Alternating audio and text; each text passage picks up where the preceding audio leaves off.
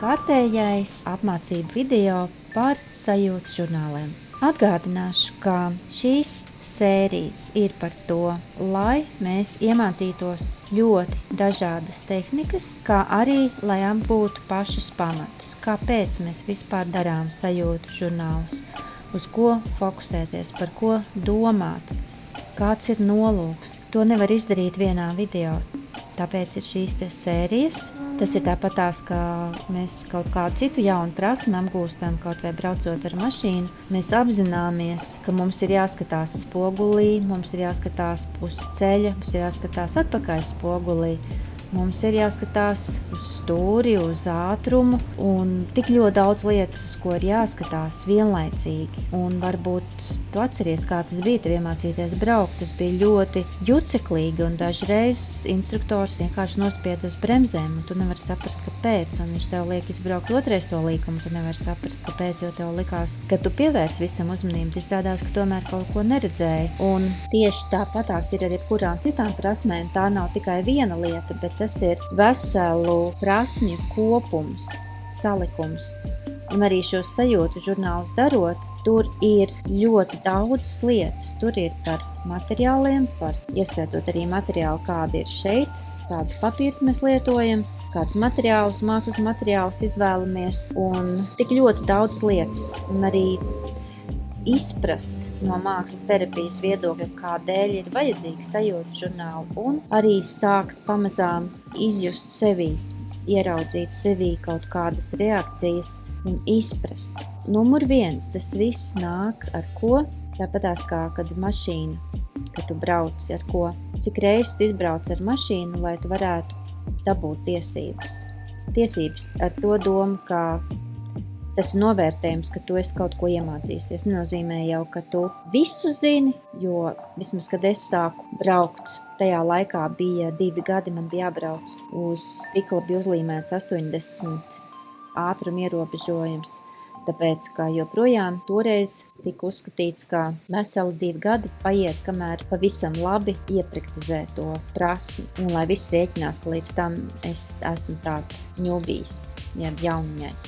Un tāpat ar visām prasmēm arī ar šo, ka tas paprasīs laiku, tas paprasa laiku, un tas ir saistīts ar to, vai mēs patiešām braucam, vai mēs lietojam, cik daudz mēs lietojam.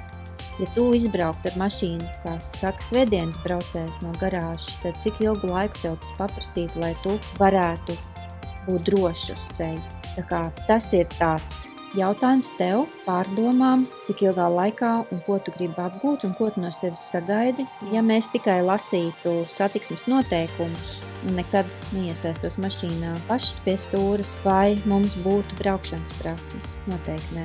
Un tā, šis sajūtu žurnālu apmācību video būs atkal kārtējais solis uz priekšu. Katrā reizē es jums kaut ko jaunu parādu un daram šāda te formāta. Varbūt arī kvadrāts veida vai kāds, bet maza formāta lapām, kuras iztur kaut kāda veida arī slapināšanu. Ne rūtiņa, ne līnija tās neiztur, bet šīs te ir jau tādas pabiezākas. Un šis te ir žurnāls, kas ir vēl lielāks, tādas pašas lapas viņam ir.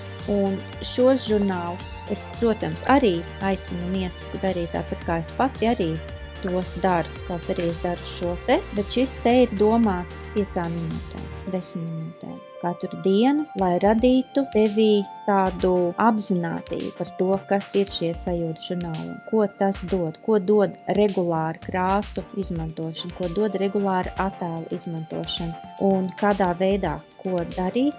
Kā jau esmu iepriekš teikusi, atkārtos soli pa solim tieši tā, kā es daru. Tev var atšķirties krāsas, tev varbūt nepatīk tā krāsa, kuras paņemu. Piemēram, ja es tagad paņemšu, sarkano un piejaukšu pelēkot, un tu teiksi, nē, man sarkanā nepatīk, es gribu zilo. Tad tu vari paņemt zilo, bet vienalga pēc tam paņem balto vai melno, vai kādā veidā es piejaucu, vai pelēko tos toņus kaut kādā veidā mēģinu atdarināt.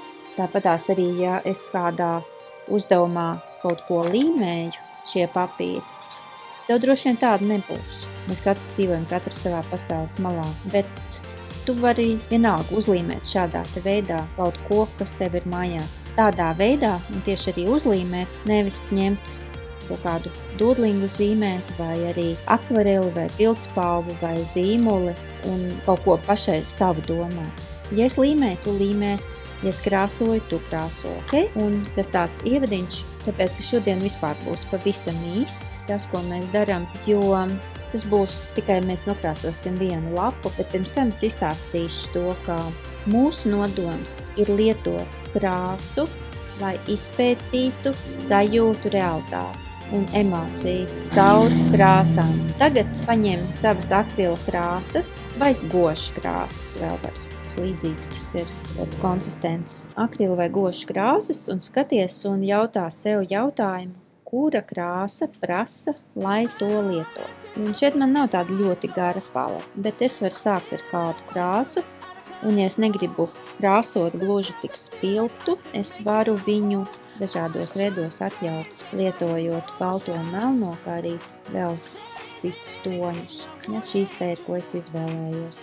Sāc ar vienu krāsu un noklāju lapu ar to vienu krāsu. Ja? Es šim te piejaukšu klāt, šī te būs viena krāsa. Es vienkārši samaisīšu. Es gribu gaišāku zilu, ne tik tumšu zilu. Un ar balto mēs gaišinām. Ja jūs neesat izdarījuši krāsu eksplozijas vingrinājumus, es ļoti aicinu to izdarīt.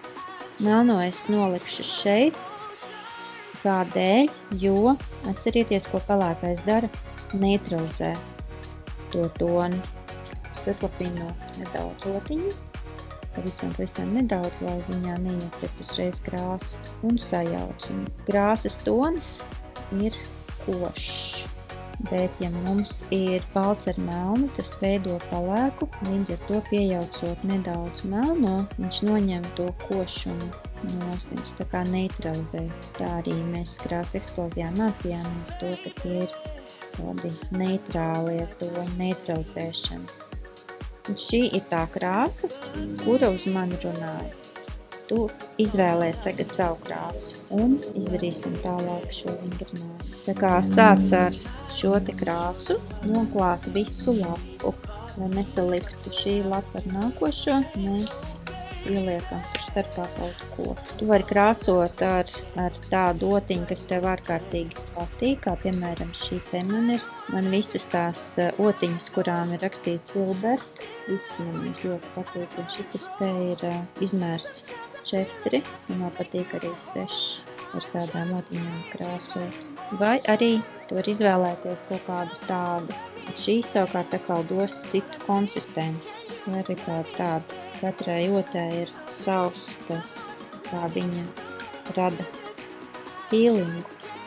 Un viss sajūtu žurnālos ir par sajūtām, par feelingiem. Šī tā tad ir sākuma tava sazemējuma sajūta, kas tev gribējās tādu uztaisīt, tā dod šo sazemējumu. Un ievēro, kā jūtas tavs ķermenis, kamēr tu šo krāsu krāso.